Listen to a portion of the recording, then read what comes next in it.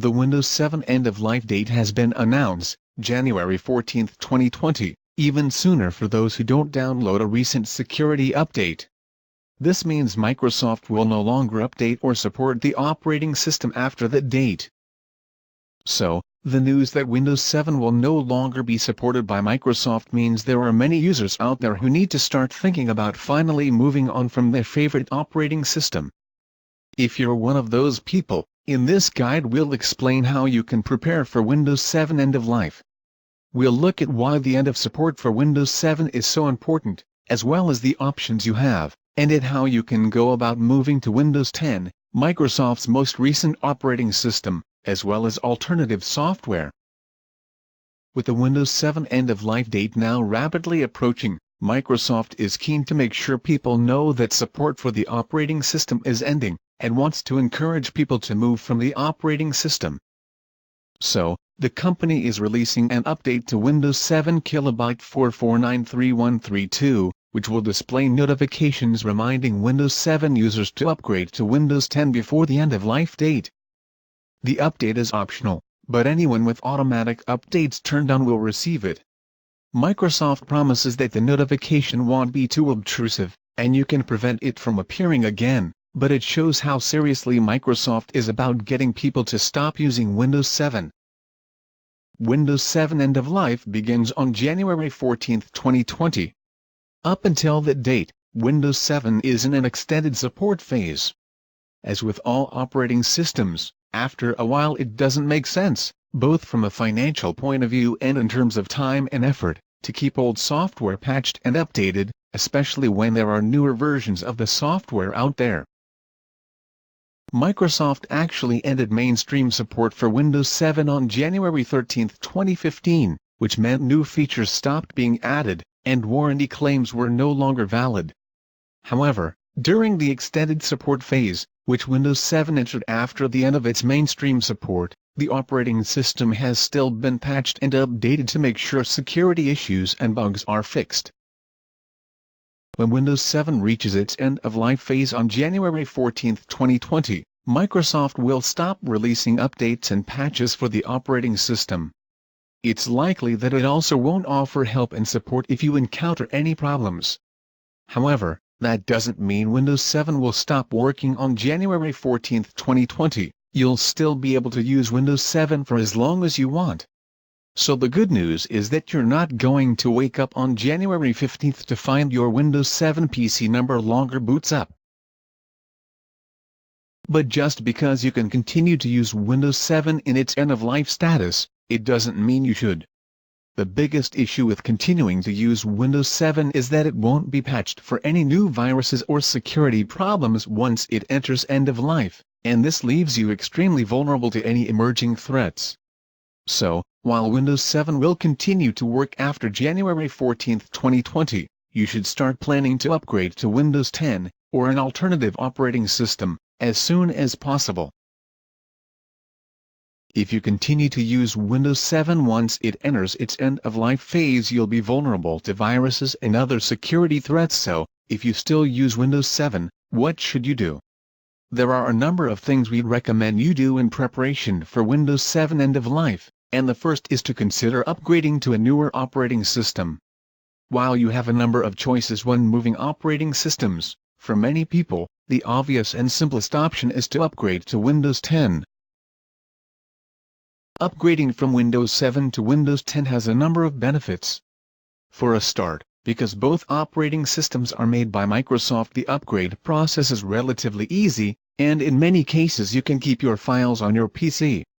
This means you'll experience the minimum of disruption when upgrading to Windows 10. Most programs you use will have been updated to work on Windows 10 as well, and the layout and interface are similar to Windows 7, so you shouldn't find it too hard to adjust. If you want to upgrade to Windows 10, then you can buy a copy, download the installation file and run it to start the process. It's nice and easy, and you'll be asked if you want to keep your files. However, we'd recommend that you still back up all your files and folders just in case.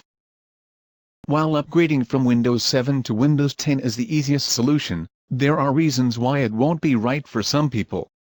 For a start, you'll need to buy a Windows 10 license, and these can be quite expensive. If you were hoping to manage Windows 7's end of life without spending any money, this isn't the way to do it. Also, while Microsoft has done an admirable job of making Windows 10 able to run on older hardware, it's still a modern operating system that might struggle to work well on your old Windows 7 machine. If your Windows 7 machine doesn't meet these specifications, you won't be able to run Windows 10, and even if your machine just meets the requirements, Windows 10 won't run that well. We'd recommend at least a 2 GHz dual-core processor, 4 GB of RAM, 8 GB ideally, and a 160 GB hard drive for Windows 10 to run well. If you don't have the required hardware, but still want to upgrade to Windows 10, then you could upgrade your PC. This is a cost-effective approach, as you may only need to upgrade a few components on your computer to enable it to run Windows 10. Of course, upgrading your PC can be rather fiddly, and there's only so much you can upgrade before it becomes easier, and more cost-effective, to buy a new PC. Buying a new machine is another option, and Windows 7's end of life could be a good excuse to spoil you with a new and more powerful PC, with Windows 10 installed. You can quite easily move your files and folders to your new machine using an external hard drive. One last thing, don't be tempted to save a bit of money and upgrade to Windows 8. Although it's more recent than Windows 7, it's not going to be too long before that version 2 enters its end-of-life stage, so you're better off saving further hassle down the line by getting the newer, and let's be fair, better, Windows 10. The most cost-effective way of preparing for Windows 7 end-of-life is to switch operating systems altogether, and install Linux on your machine. Linux is an open-source operating system that's completely free to use. It's also regularly updated by a community of enthusiastic developers, so you can use it safe in the knowledge that it has new security patches applied to protect you from the latest threats. There are a huge number of versions of Linux available, which are known as distributions or distros. While this wide range of distros can be overwhelming at first, it also means it's easy to find the distro that's right for your needs. One of the most popular distros is Ubuntu, and it's ideal for people who are moving from Windows to Linux, as it's easy to use and is supported by a lot of apps. Another excellent option we'd recommend is Linux Mint. This uses a similar user interface to Windows 7, so you won't find the transition too difficult, and most of the tools you need are included when you install it. Another good thing about switching to Linux is that there are a number of distros that are specifically designed to run on older hardware. These distros can give your hardware a new lease of life, allowing it to run better than ever. Check out our pick of the best lightweight Linux distros. Some Linux distros can also be run off a CD or DVD, known as a live CD, which means they don't need to be installed. This is also a good way of trying out a Linux distro before you commit to it. There are downsides, though. First of all, as Linux is a completely different operating system to Windows 7, it means that some of your favorite apps, such as Microsoft Word, won't be available. The good news is that thanks to Linux's popularity, many popular free programs are available for the operating system. And if a particular program isn't available, there's also usually a free and open-source alternative that does the job just as well, if not better. For example, LibreOffice is a popular open-source alternative to Microsoft Office. If there's a Windows-only program that you can't live without, and there's no viable alternative, you can consider using Wine, a tool that allows most Windows programs to run in Linux. No matter which distro you go for, there's no denying that Linux is quite different to Windows in a number of ways, and that can create a bit of a culture shock. If you do go from Windows 7 to Linux, you'll need to spend some time learning how to use the new operating system, and that's why it's best to start looking now, rather than waiting until Windows 7's end-of-life deadline.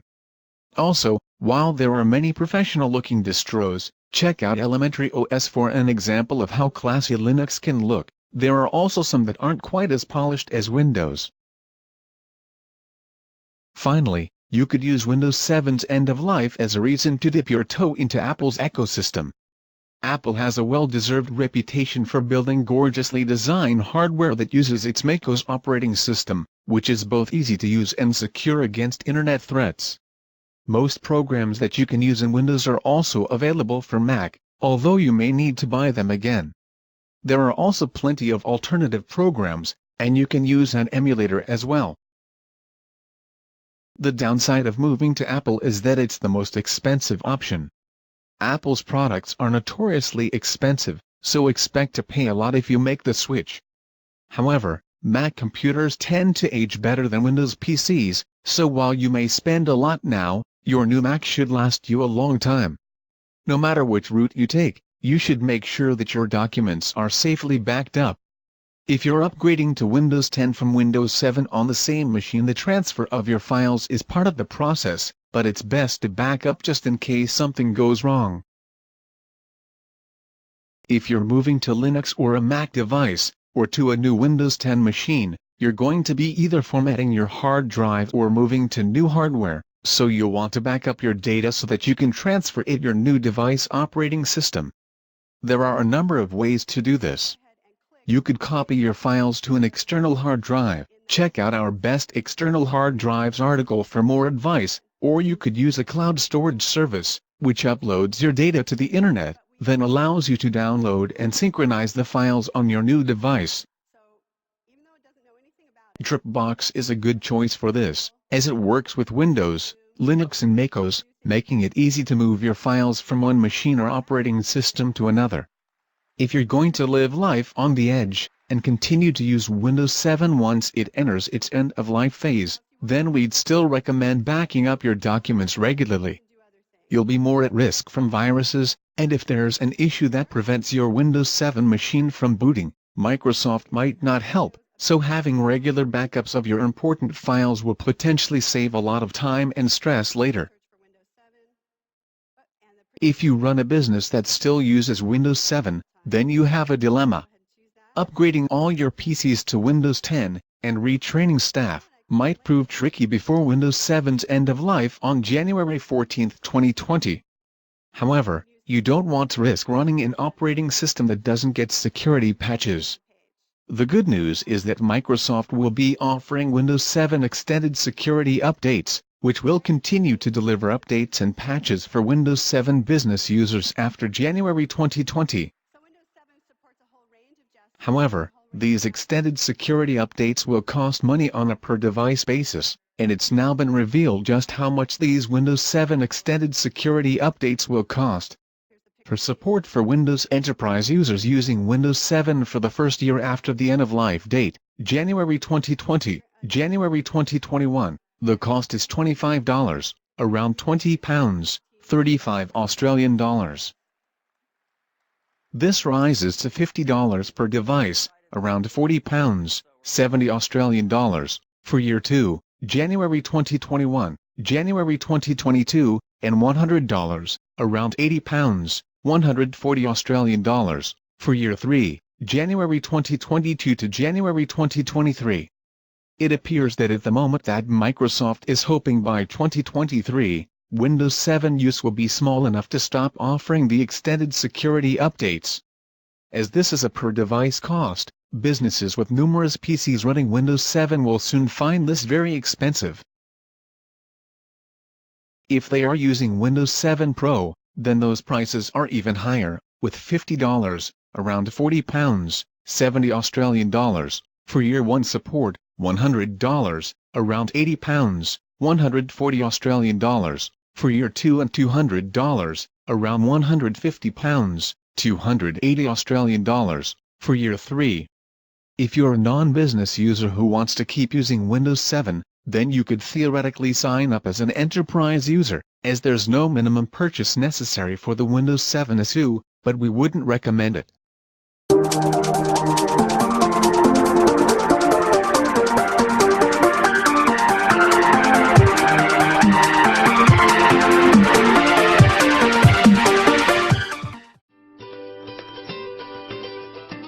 You said you wanted a PC that's simpler and easier to use. We listened. Welcome to Windows 7. Now you can see every window you have open, right from the taskbar. Don't remember where you saved that picture? Start typing, and right away you'll see matching documents, photos, emails, songs, or programs. Snap 2 windows into place, and each one fills half the screen, so you can compare them side by side. Personalize your PC with cool backgrounds, sounds, gadgets, and screensavers. You can even turn your whole desktop into a slideshow of your favorite pictures. You asked for a simpler PC.